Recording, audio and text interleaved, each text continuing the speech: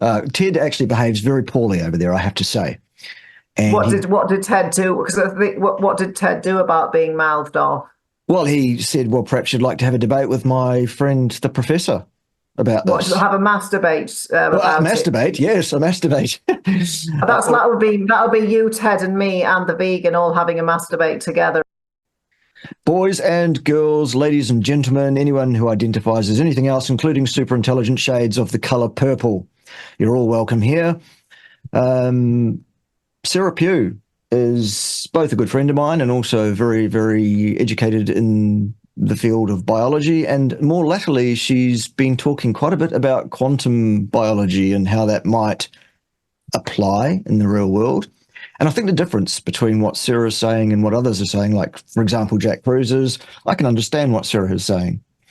Um, Tell us about it. What have you been doing? What have you been looking into? All of that. Go for it. Okay, just for people who don't know what quantum biology is, because the word quantum sort of gets thrown around all over the place, and it's kind of sounds like, like a quantum marketing ads course, but really quantum actually means quanta or quantity or how much sort of packets, really. But in terms of quantum biology, we're talking about light, water, and magnetism, and light sort of comes in packets or photons. So that's sort of how quantum biology got its name. And the reason sort of it's important for what we talk about, or Bart and I, or you've heard on Bart's channel, is Bart talks a lot about the mitochondria and things like calories in, calories out, and the Randall cycle and fat as a fuel. I'm not sure if you've had somebody on to talk about deuterium, because I think that's really interesting. Because the other side of quantum biology is sort of looking at things at a subatomic level, sort of looking at protons and electrons, because back to the calories in, calories out, there isn't such a thing as a calorie transport chain in the mitochondria. It's an electron transport chain. So this idea about calories and energy just really needs to stop. And also the light element is talking about how light drives a lot of biology, if not all of it in some way. So not just circadian rhythms about sleeping, but also how things like blue light can raise your blood sugar, and why eating lots of carbs in a blue lit environment is just insanity. And then talking a bit about how red light, because people have heard of red light panels and things like that, they work on the ATPase in the mitochondria and make it spin. But there's all sorts of other aspects to quantum biology. It's not just about sleeping. And I'm not sure where we want to go with this, Bart. Do you want to sort of expand on any of those? Because I'm not sure how much people know, what they're interested in, what they'd like to hear. Well, I mean, it's all fascinating stuff to me. I have been interested in deuterium for some time, so we can absolutely talk about that. And you can tell us, what is deuterium and why is it a bad thing, and its effect on H0H1 ATPase and all of that. Mm. But also, there's this whole relatively new idea around the fourth phase of water as well. And I think that's something that we could cover today as well, if you'd like to. But I mean, really, it's free license to go where you want and tell us what it is you're into, what's exciting you at the moment. We need to know about it, basically.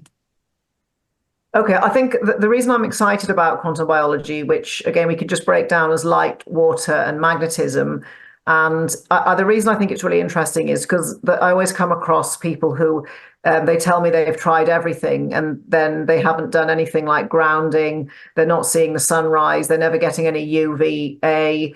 I'm really sick and tired of the cholesterol nonsense. And I mean, people hopefully know that vitamin D gets made out of cholesterol. So sometimes it can just be people just not getting enough sunlight that it's gone up. But also the other thing about cholesterol is, and UVA light, is we make pregnenolone from retinol, thyroid hormone, and cholesterol. So again, if people are not getting outside enough, then they can have these problems with their sex hormones, because pregnenolone turns into all of these sex hormones. But again, if we don't have enough thyroid hormone, because the production of that gets triggered in UVA light, made from an amino acid tyrosine and iodine. But then blue light or artificial blue light damages retinol or vitamin A. So if people are sat inside all the time, they're going to have probably low thyroid, and then they've damaged their vitamin A. So they're not going to be able to make pregnenolone. So the cholesterol is just going to build up again. And once again, it's got nothing to do with food, for the 1,000th time. And I've just, there's so many of these things I can go into where people try to tell me, oh, it's going to block your arteries. And I'm really glad you brought up the exclusion zone or the fourth phase of water, because that's a really interesting barrier in our arteries if it's working properly. And nothing can get through exclusion zone water apart from potassium. So how could cholesterol possibly block up something if it can't even get through? But, I've kind of jumped forwards a little bit too much. When it comes to magnetism, this is the bit that confuses people most in biology. But I think it's interesting because, first of all, the ATPase in the mitochondria is rotating at 90 degrees to an electric current, which is the electrons going down the chain. So that's going to make a magnetic field. So the mitochondria are magnetic. Oxygen's paramagnetic, so it's going to get attracted to things which have a magnetic field like mitochondria. The iron in the red blood cell is magnetic as well. And also DHA, the omega-3 in the SN2 configuration, that is also paramagnetic. So it's just another way where the body can sort of use these principles to be able to function sort of intricately. And then again with magnetism, because we'll probably talk about the heart again, I find it really interesting that the heart isn't a pump, it's actually a hydraulic ram, and it's a suction device, and it vortexes the blood. And as it vortexes, it creates a big toroidal field or a torus field, which is our main biofield. So the heart again is sort of like this giant magnet that can attract the blood back to itself. It also, obviously, there's a little bit of venous pressure that helps to push it back. And then the way blood actually flows, it sort of pushes itself, because when we start to talk about bulk water and easy water, the blood has sort of electromotive forces, so it sort of propels itself around, again with help from the heart and, like I said, the venous pressure. And I think that it's one of these things that people are just spreading so much nonsense online about what causes heart disease and telling people you need to go vegan and all of these things. And it's so far from even how the heart works. Like a lot of cardiologists, or probably most of them, don't even know it's a pump anyway. And then they're trying to tell their patients to go on statins and all of these other things. And they don't know the fundamentals of how the heart works anyway. And they tell people, oh, you can't possibly do a carnivore or a keto diet, where in fact that's when we get into water and deuterium. You'll see that they're actually the best thing for cardiac health, because the heart loves using ketones or fat as fuel, same as the brain. So I think that's why I'm excited. And also because none of this is all just me imagining stuff or pulling it out of thin air. This starts with people like Einstein, Schrodinger, Niels Bohr, the quantum physicists in the 1930s and 40s. And then we've got very important sort of research by Dr. Gilbert Ling about water and how we have this water battery and how water does provide enough energy to power the whole body. And if Gilbert Ling's work was nonsense, we wouldn't have NMR machines, because his work on water paved the way for NMR. So even though people may not have heard of the fourth phase of water or exclusion zone water, it's kind of this idea that there are other energy systems in the body other than food. So we've got things like our water battery. DHA, as I mentioned before, produces direct current in the body. It turns light into electricity and then back into light again. So we've got sort of charge, and the more charge you've got, the better you're going to function. Basically, the more redox you've got, the more power you've got to sort of live life. And then it again ties back into this ridiculous sort of food fight that people seem to want to have all the time. And we will probably touch on some better arguments to sort of put to bed this thing that glucose is better than fat as a fuel, regardless of what people like Ray Peat try to say. Because again, cortisol is a light-driven hormone. It's driven by light, especially blue light. That'll raise cortisol. And Ray Peat didn't understand that. And this idea of trying to use sugar to lower your stress, I just think it's so, words can't describe. But once you know how much deuterium there is in glucose, I just can't see how he could or possibly advocate this to people. So I think I like the idea of going into quantum physics because it's the best. It's like mathematics, and quantum physics is the strongest sort of science that we have. And if you can argue your case using physics, it becomes very difficult for people to just make things up, which are actually going to fundamentally sort of harm people later. So if you break things down into electrons and photons and magnetism, water and light, and work out what's going on at that level, a lot of things I didn't understand before or didn't know how to fight back before, now I've just got like numerous sort of arguments, or I would say arguments, but sort of valid scientific points to explain to people why I eat how I do, why I do what I do, why I suggest people to do these certain things. And also that, and again, for people who have found that food can only take them so far and they're doing everything that they can and want to go to the next level, there's lots of things you can do from a quantum perspective that's really compatible with keto and carnivore diets in order to get to the next level. But also when we talk about water, this also helps people understand why a keto or a carnivore diet is superior to a high carb diet. Awesome. Very good. Okay. There is absolute synergy between what we're doing here in the carnivore community and the quantum basis behind what it is that we are saying being the right thing, outside of it's species appropriate, species specific, it's in line with our genetic gift, it's in line with the anthropology, it's in line with everything we've ever done as a species. So obviously natural selection leads us to be tuned for that.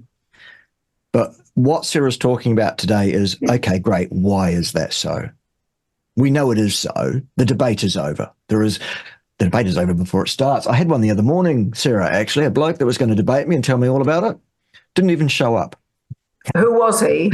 Oh, some boy, some soy boy from the Church of Anorexia Vegana that was going to tell me all about how I don't know anything about anything and mouthed off. Well, actually, he wasn't mouthing off at me. He was mouthing off at this guy on the X platform.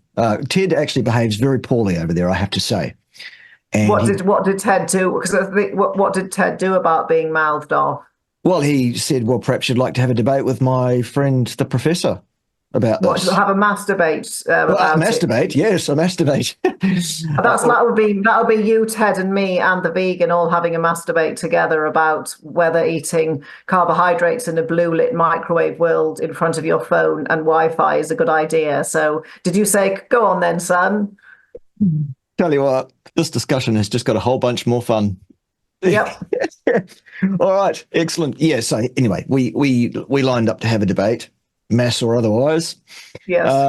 And he turned up. Well, he didn't turn up. He was flaccid the whole time. Oh, right. Okay. Didn't even show up. He basically, rather than coming late, he didn't come at all. Correct. Yes. Indeed. Oh, yeah. Dear. I love you, Sara. Let's move on, though, to explanations.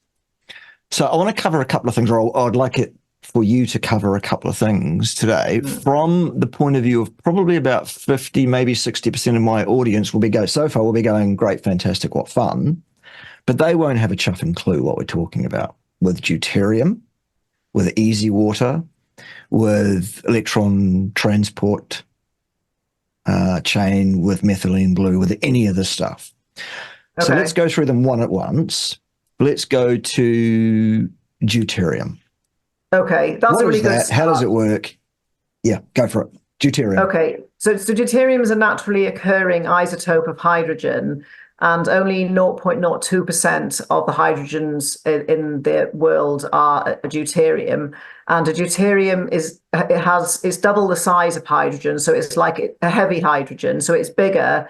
And it's got different properties. It's got different magnetic properties. It changes the dielectric constants of water. But just for the sake of keeping it simple, it's twice the size of hydrogen. And it's not a radioactive isotope like carbon-14, but like I said, it has different magnetic properties.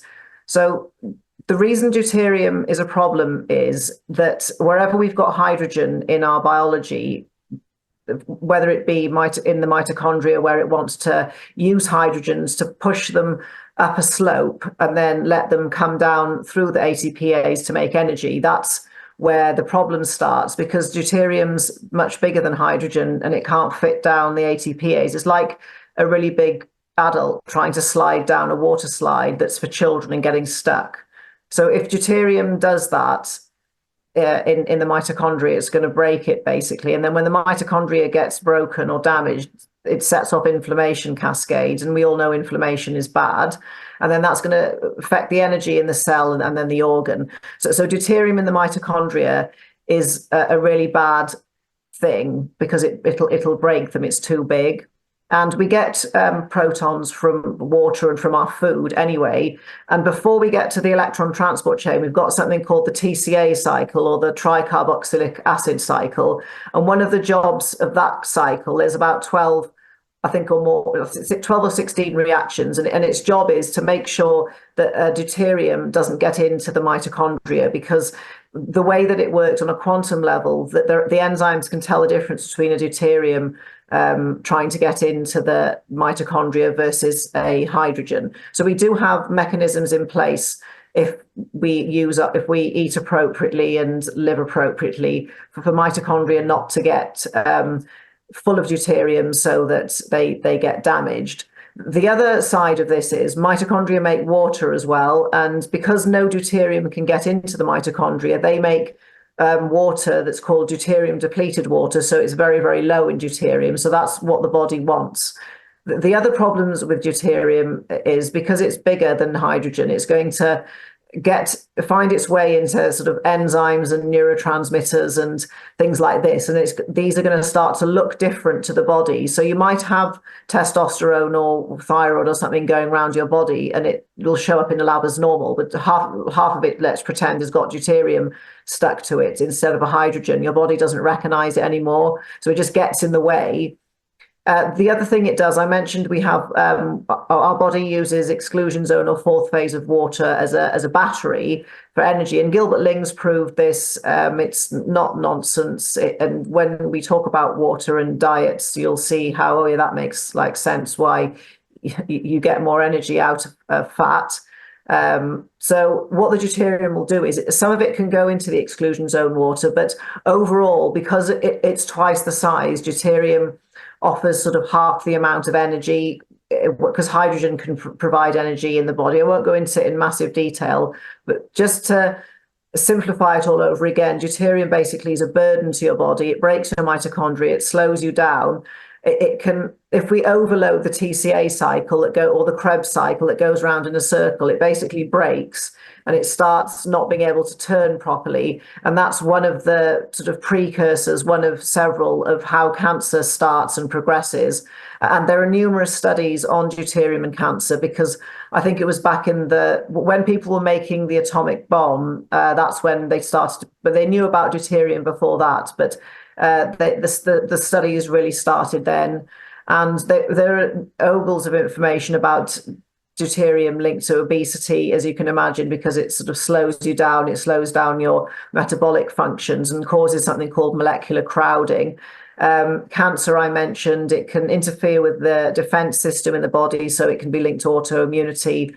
And sort of whenever I work with somebody and there's some kind of problem, I'll always sort of ask about their lifestyle, because as I said, we can take on deuterium through food, and I'll go into really high and low deuterium foods in a moment, but also we can take it in through our water.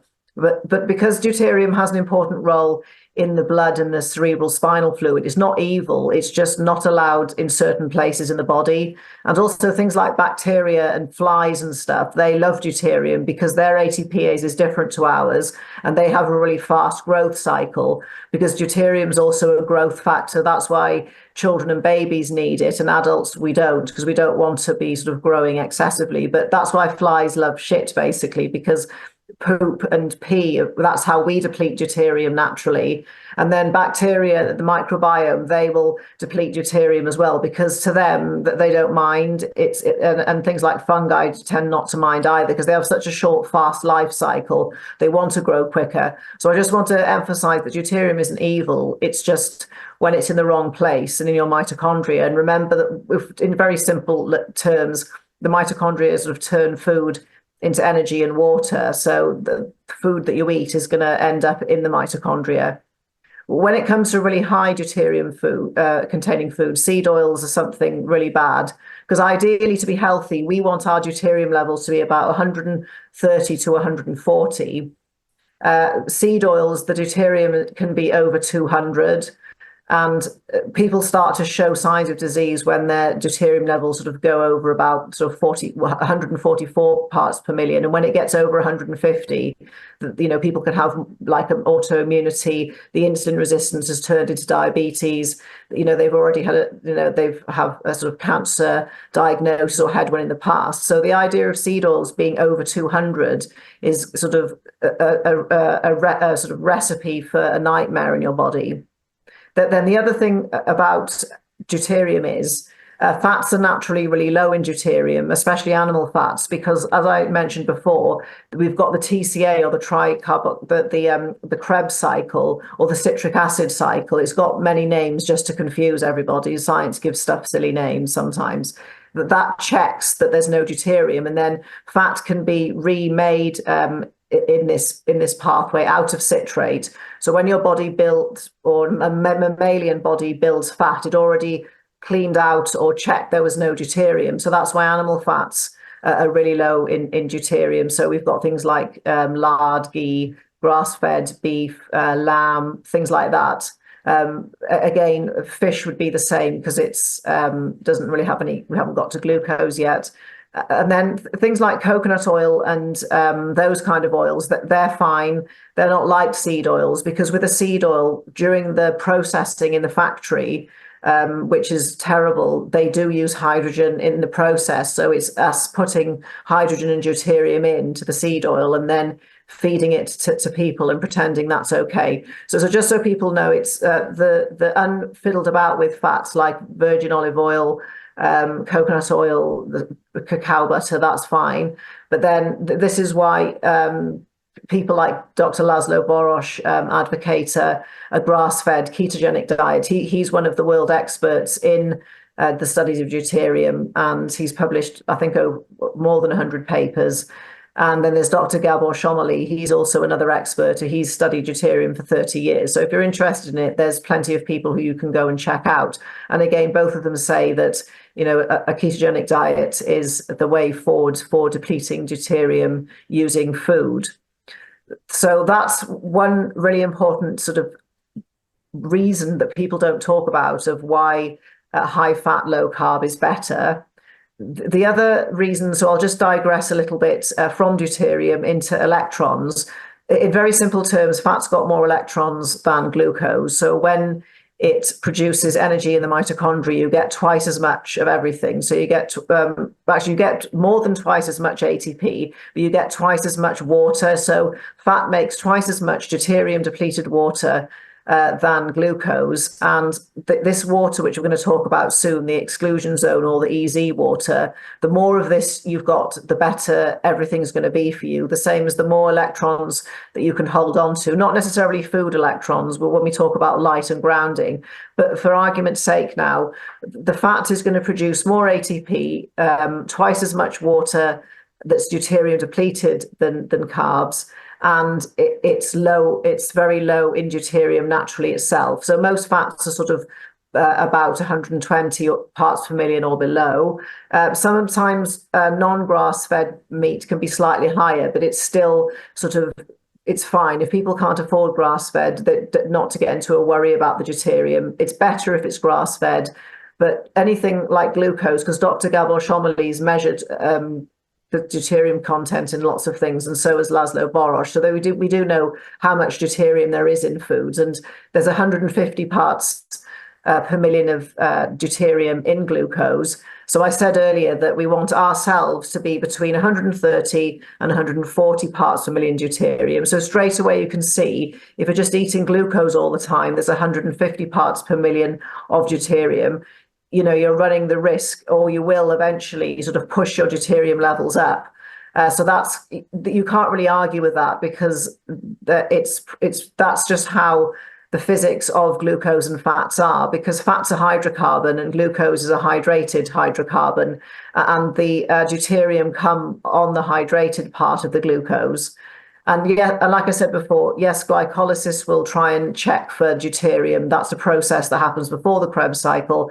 The Krebs cycle will check again. So again, people who sometimes eat carbs or do it for cycling for their periods, if they're female, if they accidentally have a snackcident, or they go to a kid's birthday party and eat something with carb in it, if you predominantly a keto or carnivore, you haven't overloaded the system. Again, I don't like sort of scaremongering. And the other way to think about deuterium is, because hydrogen it's number one in the periodic table. So group one of the periodic table are all metals, because sodium's in there, potassium's in there. So technically deuterium is a heavy metal.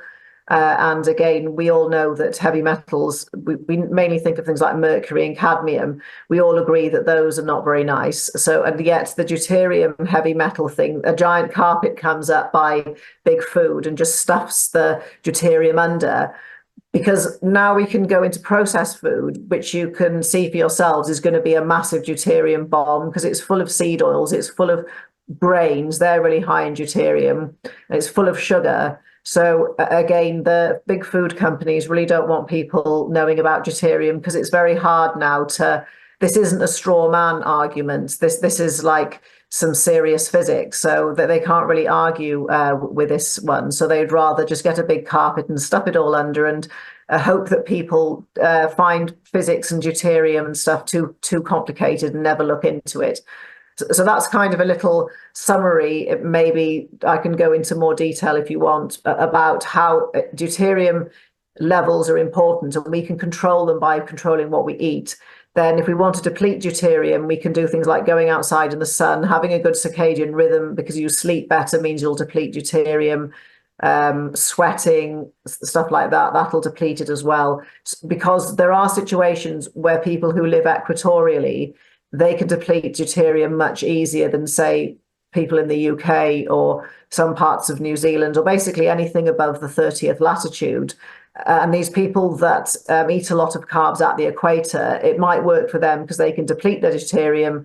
But telling people in the UK to eat pineapples and bananas and mangoes, especially, because they don't even, I've never seen a banana, or show me the pineapple tree in Yorkshire. Telling people to do that is just stupid, not just because of the deuterium, just because the quantum information that's contained in the pineapple is completely wrong. And that's going to give the mitochondria really confusing signals, and that creates chaos. And chaos in biophysics language is just another word for inflammation. So we all know we don't want inflammation. So eating pineapples and bananas and mangoes in the UK at any time of the year is really confusing for your mitochondria. It's even worse if you do it in winter.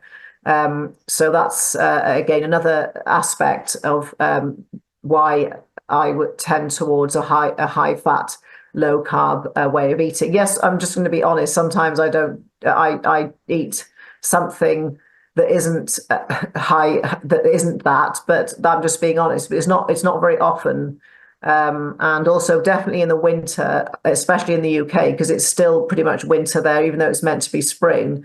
That eating fruit and carbs and stuff in that environment is just crazy. So carnivore and keto are excellent sort of winter ways of eating. If people have got allotments and things and they're growing their own things in their gardens, and maybe they ate an apple once a week, who cares? It's not the end of the world.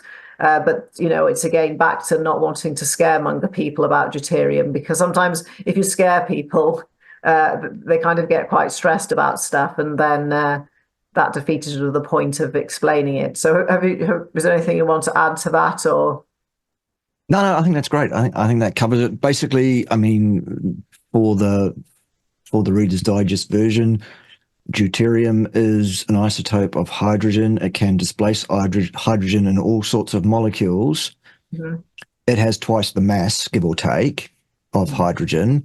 And as such, that means the body views it differently. It mechanically blockades, causes a misfire in the H0H1 ATPase protein structure on the mitochondrial membrane, thus interfering with mitochondrial function directly.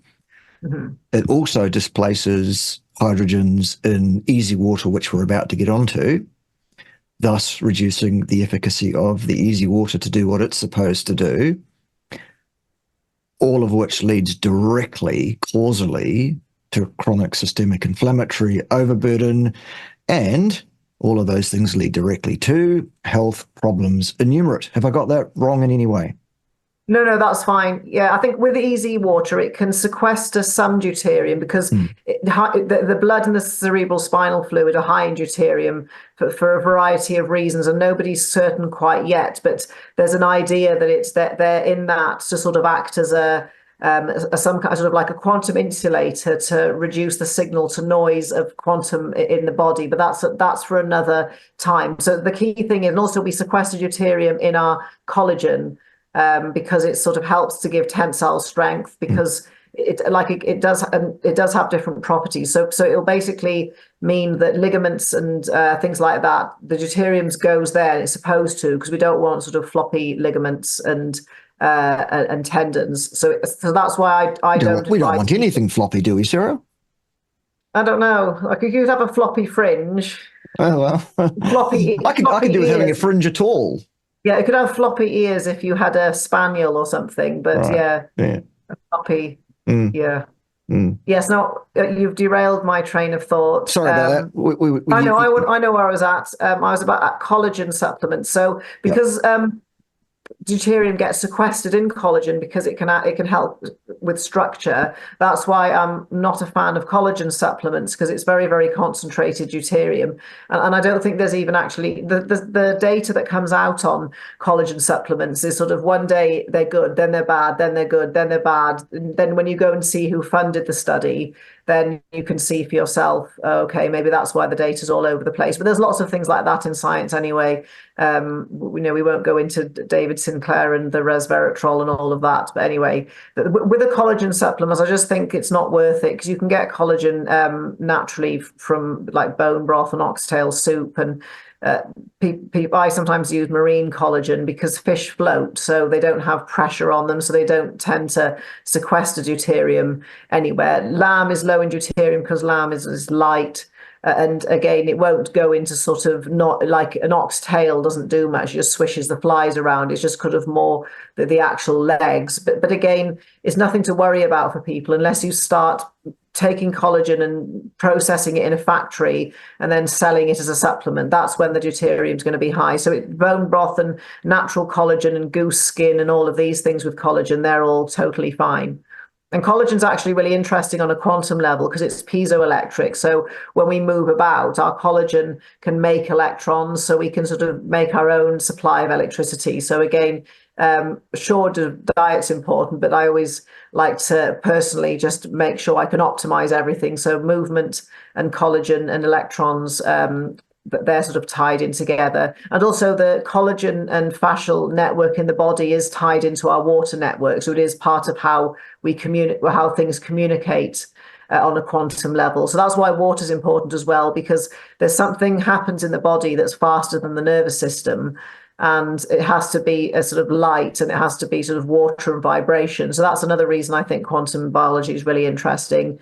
And again, the more exclusion zone water that you've got that's charged with light, so it's nice and active, the better you'll function. And the more electrons you have, the less inflammation you have. It's sort of quite simple if you want to really break it down to simplicity. But there's multiple pathways that sort of can set off chaos or inflammation in the body. Yeah. All right. So easy water, fourth phase of water, structured water, whatever you want to call it. What the purple fuck is that? So at school and university, we learn lots of things that turn out not to be right. Like you're told that there's ice, which is sort of crystalline, then we've got gas, which would be like steam, and then we've got liquid, which would be the bulk water. But the gel water's a fourth phase. It's a bit like a gel-like structure. So it's sort of a it adopts sort of a liquid crystal structures into little hexagons. So it's ordered, and these hexagons can pop out an electron, and then this means the water can now have a negative charge, and it's called exclusion zone, or EZ, because the water charge separates. And the reason that this is really interesting, it makes an exclusion zone, so nothing can get through. And also another really important aspect of biology that people forget and don't tell you at university, everything's hydrated. So everything in the body has a hydration shell around it.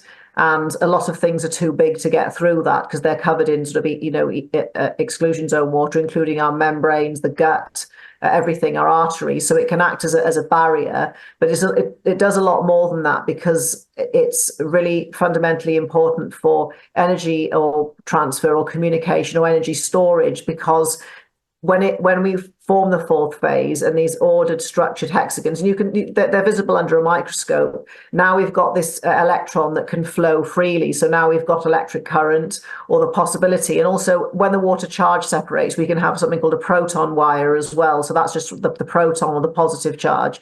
So this EZ water is really important for our energy levels, but also in Dr. Pollock's first book, it's called, I think, Cells, Gels and Molecular Machinery, and it's about how it lubricates and coats every lining of the body. So just for the gut, for example, if we've got plenty of exclusion zone water in the gut, it makes it impermeable, so nothing can get through. And a lot of people sort of talk about leaky gut and things like that. And again, a lot of people find that when they go carnivore, especially in keto, their gut problems clear up. So maybe it was the inflammation, that the inflammatory foods and all of that. But also, like I said before, those kind of ways of eating are just going to make more water.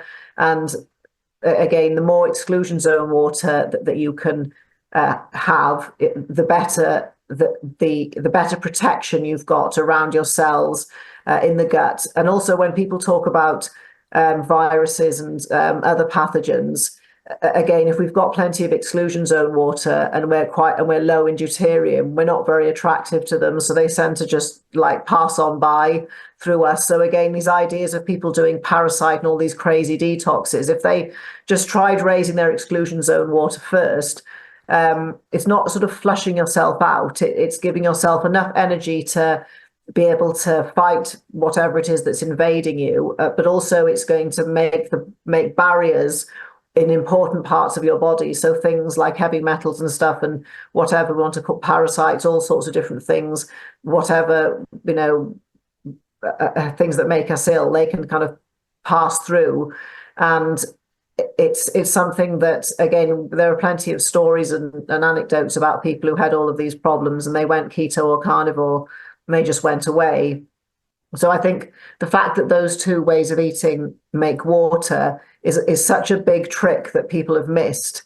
And again, when we talk about heart disease, if we just go back to cholesterol quickly, that I know Bart's talked about it a lot already. So it's a big sort of oily, waxy molecule. And I won't even go into the quantum physics of cholesterol, because it's a messenger, not a monster. And it participates in light signaling in the body and way more. But for the sake of argument about arteries, if we've got exclusion zone water lining the artery, because the exclusion zone is, like I said, the water's going to charge separate. So the inside of the hydrophilic surface, the blood vessel, the water-loving surface is going to be negatively charged. The blood vessel, the blood cells themselves are negatively charged, a zeta potential. There's sulfate around in heparin sulfate, then we know that there are electrons around and they're negatively charged. So everything's repelling itself so that it can charge, repel, and just push itself along. But the key thing to this is, if you've got a big layer of exclusion zone water over your arteries, how is cholesterol supposed to even get in? It's because it's massive. And it's just completely the wrong kind of biology or physics for it to be a problem. Yeah, if you damage the artery lining, or had high blood sugar and it got damaged that way, or if you smoked or whatever, that now you've damaged some of the exclusion zone. And yes, things passing in that live in the blood naturally passing through, like stuff flowing down a river. There's always sticks and stuff in the river, and if something happens to disturb the flow, the sticks all build up. But it doesn't mean that the sticks cause the water to stop flowing. It was just, they were just naturally floating around. And it's same as cholesterol, is just happily float as a lipoprotein, or as LDL or HDL, is happily floating around in the blood. So again, with this exclusion zone water lining our vessels, there's more to heart disease obviously than this, a lot more, but just for the sake of why is water key, for having more water key for healthy hearts, not less cholesterol. It's a really important sort of idea to get over to people, especially people who are brand new to this and are a little bit sort of cautious about the fat and, eating a high fat diet, or maybe their lipid levels might change. But remember, with the blood and measuring lipid levels, you're not measuring real live blood. You've taken it out of a person, dried it, sometimes then added chemicals to it and all sorts, and then measured things and then said, these lipids taken out of their environment, oh, look, this is the cause of the problem, where it's just not natural. If you could measure blood flowing naturally, you'd get wildly different sort of levels of lipoproteins and things. So it's just for people mainly who are brand new to this. There's really good science that maybe you've not come across about water and blood flow and cholesterol not being anything to do with this. So that's, again, sort of trying to keep it simple for people, and more how will this benefit me, and covering sort of a wide range of subjects. Oh, well, actually, also the brain has the most exclusion zone water in the whole body, and people are always complaining about brain fog or depression or whatever. And again, because of the ability of water to be a semiconductor, and also water's a dipole or a magnet, so one half of it's positive and the other half's negative. The way that water works in the brain is going to be really important for communication in the brain. And as the brain is 70% exclusion zone water, that's important for some reason. So if you follow a way of eating that makes lots of water, and not lots of deuterium, then you're on a winner. Brilliant. All right. So easy water, a good thing. It's a structured liquid crystal form of water that lines various areas, membranes around various things, provides some sort of exclusion for nasties, among other things, and it's a lubricant and all of that. We get all of that. I knew you were looking forward to saying the word lubricant. Of course I was. Lubricant. Yes. How do we look after it? Easy water. How do we optimize this? What do we do? Practical steps. Okay, so very quickly, too much non-native EMF from tech is going to collapse the exclusion zone by about 15%. So, minimize tech. If you love tech, the first step that I ask people to do is just don't have it in your bedroom, because at least, if you have a day of doing whatever you do on your computers, if you can sleep properly, then you can, that's sort of key. So be careful of tech use. Also, if you don't ground enough, because you can draw electrons in through grounding. I think it's something like the reverse spin magnetic Hall flux effect, if you want to talk physics about grounding. But basically, it sucks more electrons in, which can then help expand the exclusion zone water. Then red light, as in near infrared light mainly, that's going to expand it. So there's the sun emits near infrared 24/7, 365, even at night. So just going outside, even if you've got clothes on, is going to allow the near infrared in. So that's going to be able to expand your exclusion zone. Then things like saunas, which is sort of more heat. So near infrared isn't heat. It's like invisible light that we can't see. So saunas will help expand the exclusion zone as well, that we can look after it. Also, to avoid things that steal electrons, like fluoride in water and alcohol, they steal electrons. The thing is, if you love alcohol, you have to just accept that it's stealing your electrons, and that's just how it is, because it's an oxidizing agent. Anything else? There's lots of, there's other ways, but I think those are the simplest ones for people, because with going outside, there's obviously a lot more to that, because something special happens if you see the sunrise. That sets all your body clocks. That's really important, non-negotiable. Then we've got the UV rise, which is for making our neurotransmitters and serotonin and dopamine, regulating thyroid and stuff like that. But when you start to get into the UV, you actually need the clouds not to be there, otherwise it blocks the UV. So there are problems with going outside with getting UV light if it's cloudy. However, the take-home message is for the red light is always there, and it can get through the clouds. It's worth it to go out for a walk or outside, even if it's cloudy. You're going to get some benefit. You're not going to be able to make vitamin D or some of the other things that UVA light drives, but you can help to expand your exclusion zone. And also, grounding. Obviously, barefoot is best, but then it's very easy now to find grounding shoes. I personally just like leather grounded shoes, and I put a copper rivet in it, or just buy a leather soled shoe. But you can even buy a copper rivet to go into an ordinary shoe. And then there are specialist grounding shoes as well. So if you get grounding shoes, and you go outside grounded and you've got the sun, that's going to be really helpful for expanding your exclusion zone water. And also with tech use, if you use your phone or computers and things outside, if you can, that's obviously going to mitigate some of the water loss as well. So that's some easy sort of doable steps for people. Also, one thing that confuses people massively is structured water versus exclusion zone. Exclusion zone water is also sometimes called coherent domain water, or the fourth phase, or EZ. Then with structured water, this is why, when you remineralize your water, it sort of forms microgeometries and a shape. So it's different to the biological easy water we're talking about, that charge separates and lines the membranes. But the structured water is important as well, because water can hold sort of energy and information, but also, like I said, when we start to structure water, more electrons can become available. So there is value in, there should be minerals in your water anyway. It's just another fundamental I tell people is just make sure you drink clean water. So I distill mine and then remineralize, because you do need some minerals for the structure in the water to happen. So it's making sure the water's not sort of just dead tap water. The fundamental take-home thing for water, as we're talking about light water and magnetism, is you can use reverse osmosis as well, or distillation, and just make sure your water's clean and then remineralize.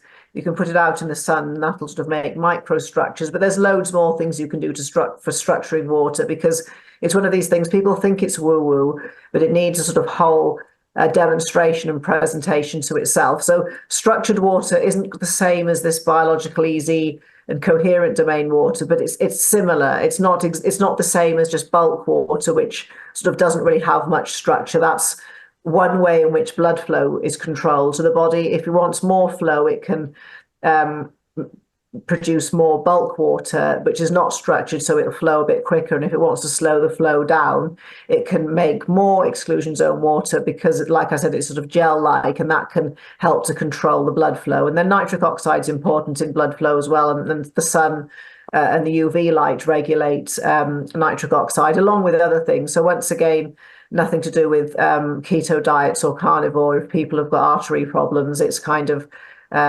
maybe they're not going outside enough, maybe it's too much tech. But again, ways of eating to sort of have less water in the body would be to eat lots of carbohydrates, because, as we said before, it just means your mitochondria produce less water.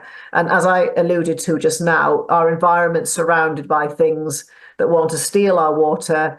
So eating carbs and making less water is just stupid, really. And this is what I'm talking about, is just doing it day in, day out.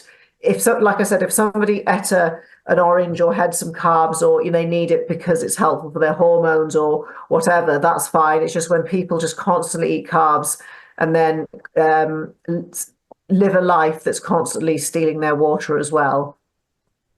Mm. Excellent. Very good distinction. And I've learned something there in terms of the difference between easy and structured. Good. Yes.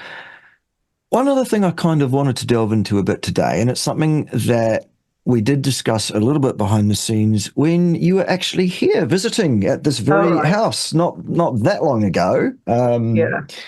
And it was a good thing because there was a ring around the Dalton, a little blue ring after Sarah had been to the little girl's room.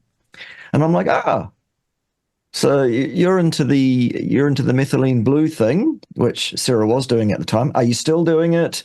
Oh Tell yeah, us yeah. about that. What's behind it? Give us the rundown. Oh yes, so methylene blue is it can be it was there's about 100 years worth of research on it because it has been used medically because it's used in the emergency ER room because it can do if somebody's got carbon monoxide poisoning, but it's used for other things as well. So because we've learned and talked about the mitochondria a little bit, one thing that methylene blue can do is it can unblock the TCA cycle if deuterium's got stuck in it.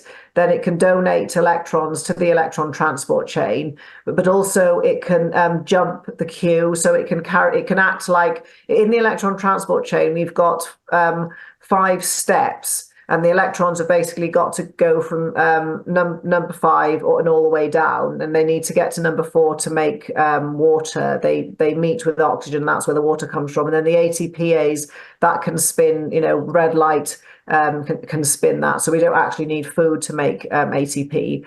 So back to the methylene blue, what it can do is it can kind of carry the electrons itself. It can act like one of these, we'll just call them respiratory proteins. So it can help the electrons get down the electron transport chain. And basically, in simple language, with the mitochondria, the quicker and better the electrons get down that chain, the healthier you're going to be. And if stuff happens, it's called heteroplasmy rate, where they start to spread out. So it just means it's harder for the electrons to complete the cycle, and they can get lost on the way and make free radicals. So methylene blue can help sort of carry them down the path. But also the other thing about heteroplasmy rate is the other thing, if we want the chain sort of squashed close together, and if people do cold thermogenesis, the mitochondria make more heat, and this heats the water around the mitochondria. And when water gets heated up, it kind of compresses. So that's how cold thermogenesis can improve mitochondrial function. But also when it comes to carbs and fats, there's something called uncoupling, which that's when you make heat instead of sort of ATP. So you haven't, made energy out of nothing. You just made heat instead. And ketogenic diets, when I was making a course on keto, they they do slightly uncouple, so they tend to fats tend to squash the chain a bit closer together, and then carbs we can say open the respiratory chain, because complex 1 leaks electrons, and the way the electrons go into the mitochondria, it's slightly different if the electron comes from fat or carbs. So the fat electrons jump over complex 1 and go from 2 all the way down. They miss the leaky one. And then electrons from glucose go through 1 down all the way down to 4. So that means that too much glucose all the time, you're going to make more free radicals. You're going to make the mitochondria or the respiratory train spread out a bit, and we lose that compression. So we get, it's heteroplasmy happens as we get older. It just starts to spread out more. So the last thing we want to do is make it worse. The other things with that methylene blue can do, so it basically helps the mitochondria function by helping the electrons down the chain. So I was using it because I had to fly. I think I took about 8 or 9 flights when I did that trip. And because when you're in an airplane, there's all sorts of horrible things that go on, like Wi-Fi, and you're up in the air in a box, like being in a microwave. It's just a way to give the mitochondria a little bit of assistance and sort of help them a little bit, because they suffer quite a lot on a flight. And there are other things that methylene blue can do. Some of there are studies for using it for unknown infections. Like UTIs can be a massive issue for women, so that there is something I've experimented with using methylene blue, because certain women have got to a point where they've used antibiotics that many times, it's just not going to work. So that they're always asking, what's another alternative? And because methylene blue does have sort of antimicrobial properties, you'd have to do very, very blue pee there. So I don't recommend doing it by yourself. somebody would think you'd eaten Smurfs or something like that. But it's got that use. But on the other hand, it can also it's got other functions in the brain, so it can act as an SSRI, and I think also a little bit of an NDI. So that's serotonin and dopamine. So for people who are already taking antidepressants or have got funky brain chemistry, methylene blue can make them not feel great. So it's not for everybody, and it's just got, I would say, just quickly, why is it useful? It's to help mitochondrial function. There is more to it. I mean, there's whole books on methylene blue, but again, I don't want to overload people with too much information. Awesome. So heteroplasmy in the mitochondrial complexes that carry electrons from high energy to lowest energy, top to bottom. Yeah. That refers, if I'm getting this right, Sarah, to an actual physical separation between these complexes? Yes, it is, because it's even 1 angstrom. If they spread out one, because the length of the electron transport chain, because this is Dr. Doug Wallace's work, and mitochondria is life. So the chain can be, I think, something like 36 to 56 angstroms in length. And even if you spread out, because if we think about complex 1, 2, 3, and 4, so we've got the membrane, and then they're just in it like this. If we spread it out just 1 angstrom, that can lower the efficiency by, I think, about 10-fold, because it's all to do with distance. Because the way the mitochondria function and the electrons go down the electron transport chain is actually something called quantum sort of tunneling. It's like quantum superposition. So we've got sort of a physics effect. And one of the commonest things that comes up in physics is the inverse square law about how close or how far away is something. So even just making them a little bit further away, it's not linear how it affects the efficiency. Exponential. And unfortunately, as we get older, they just spread out a bit anyway. But also when mitochondria get inflamed, they tend to swell a bit. So that spreads out the electron transport chain as well. And there are other ways to compress it, like melatonin compresses the electron transport chain. That's why sleeping is really important. And making your own melatonin, sort of minding out for blue light in the evening and stuff like that.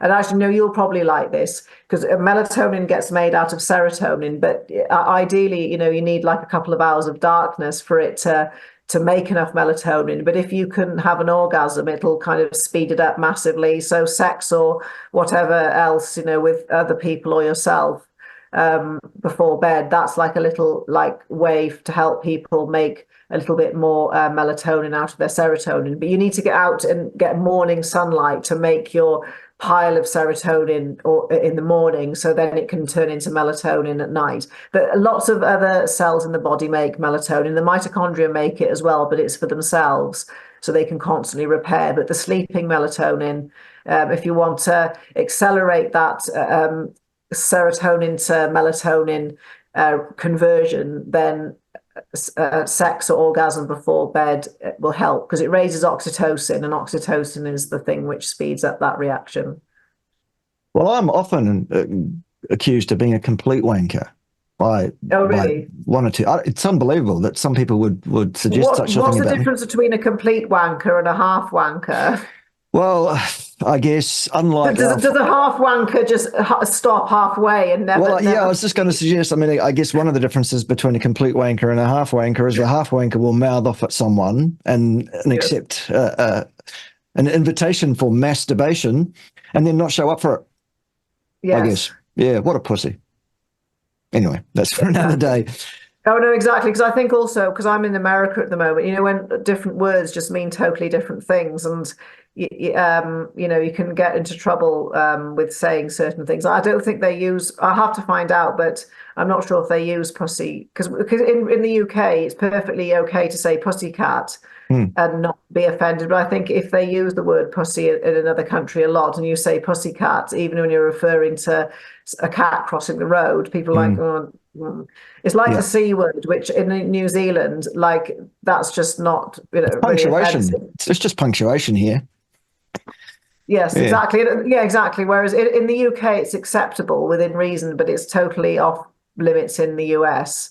Right. They definitely don't say that. And then, like in the US, if you went into a shop and said, "Can I buy some fags?" which a friend of mine did once, people would get very offended, and they Yes. did when he wanted to buy fags. That means It's cigarettes just for those of you cigarettes. that don't. For people Yeah. who are in the US, like to us, fags means cigarettes. Yeah, exactly. And a fag end Anyway, is the filter. So the what? the fag end is the filter. Oh yeah, Yeah. that's the bit you suck. Yes. Yeah. Dear oh dear. It always comes back to it, doesn't it, between you and I, Sarah? I know, but sometimes you have to make it a bit fun to keep people, because I didn't mean to. When you're trying to make it, you want to get the information across. You don't want to be wrong, but you don't want to just try and totally confuse the hell out of people. And you want to tell them, well, what can you do? Because there's no point just telling people about physics and Randall cycles and biochemistry and circadian rhythm and blue light and electrons and deuterium if you don't tell them what they can do about it. So yeah, the thing is, we have to like punctuate it with a bit of banter. Excellent. Good. Well, as usual, an enlightening, you see what I did there? Enlightening. And Yes. Amazing discussion again. You've gifted us with a bunch of stuff that we can now go and all check out under our own steam in terms of the veracity of some of this stuff, which I think is pretty good. Personally, I've been Definitely. interested. I always say to people, just do your own research. I don't mind being questioned. And, nobody knows everything. And I'm always evolving. And if I've said something that's wrong, I'll always go back and say, oh, yeah, I used to think that, but I was wrong. And sorry about that, Whereas other people just won't admit that, Well, anyway. I did once believe that I might have been wrong about something, Sarah, but it turns out I was mistaken in that regard. Ha ha. You see what I did there? Oh. Yes. Anyway, right. Remind folks where they can find your fine online offerings. Where is it that they find you? Oh, right. Yeah, I've got my channel. It's at 10,000 subs now. So I regularly post content. So there's lots of things about, I get guests on. I mean, you'll have to come on one day. That would be lovely. So there's people like Dr. Pollock who talk about water, Dr. Stephanie Seneff, lots of people have been on. But I make my own videos on there as well to help educate people. And that's my YouTube channel. It's at Busy Superhuman, or if you just type in Dr. Sara Pugh. Then I've got stuff on Instagram, and Reels, if you like, sort of pictures and short form or little videos. I've got TikTok and, that sort of like short form videos. And then I've just started a Substack because people kept asking me to write a blog, but the idea of fighting with my website and WordPress. But I've started some Substacks, so they are sort of more longer form for people who, it's a bit like my YouTube channel. It's sort of for people who are really interested and want to know. But with the Substack, it's just started, so it's not complicated. It's just so far I've told people what quantum biology is in very much simpler terms than this, talked about some really important scientists who are part of quantum biology, so people know it's not just a load of nonsense. And then I've just written a Substack on light, and it's very, very simple. It's sort of, the Substack is really as a way for people who think, oh, this is really interesting. I'm totally overwhelmed now. I just want to go somewhere and read in quiet, just about light one day, then I'll come back, I'll do like water, magnetism. So I'm just making it very simple to start with. And then for people that want stuff that's complicated, it'll obviously get more complicated over time. So that's what I've got on offer for people. I got kicked off Twitter, so Twatface, I am unfortunately not on that anymore. Well, they've locked me out of my account and they just said it's going to be deleted. So I'll just make another one.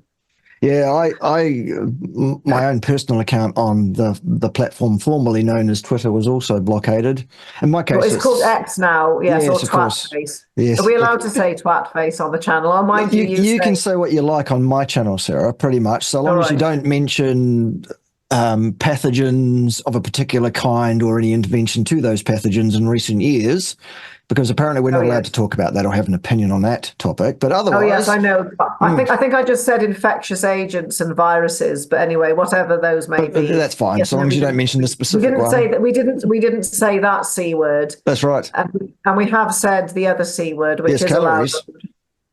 Oh yeah, we said calories. Goodness gracious. And we said carbs as well, and we said cholesterol, but that's a CH. But Yeah, Yes. we didn't say the 4-letter C word ending in T that you love so much. I don't think we've Yes. said that today. No, we haven't. Well, I haven't. No, I know. Ted was whispering it in my ear earlier because he can't help himself. What did he say? Well, he was telling me he'd see me next Tuesday. He's always at me. He Okay. reckons he doesn't get enough attention around the place, and I won't pay his fee, basically, his appearance fee. He thinks he's important just because he does the voice for the fictional character Brian Blessed as his other gig, and he thinks that makes him important in some way. Yeah. Oh, well. Incredible. I can't do a thing with him, Sarah. Bollocks! And it's probably a good thing, because apparently, according to you, I should be doing things with myself. Yeah, well, the thing is, or you could do them with other people. I wouldn't suggest stuffed animals, though. No, not so much. Doesn't quite do it for me. So Yeah. no stuffed animals. No, we'll leave it to the watchers. I don't know. Right. Anyway, Sarah, look, it's been a pleasure as usual. Yes, as always. I do love your work. I love what you do. I love how you do it. And the humour definitely goes up my flagpole. So that's all good. Oh, what? So you've got is your flagpole up now? Oh, look, at least half mast. All right, least, okay. yeah. We have this other phrase called knobs out, and I thought it was really rude, but then someone explained to me it means that, knobs out on electrical devices, when the knobs are out, it's a good thing. But anyway, Yeah. So yes, if you've got a full flagpole and knobs out, that's good. Excellent. Very good. All right. Well, Okay. we'll see you next Tuesday then. Okie dokes. Ciao.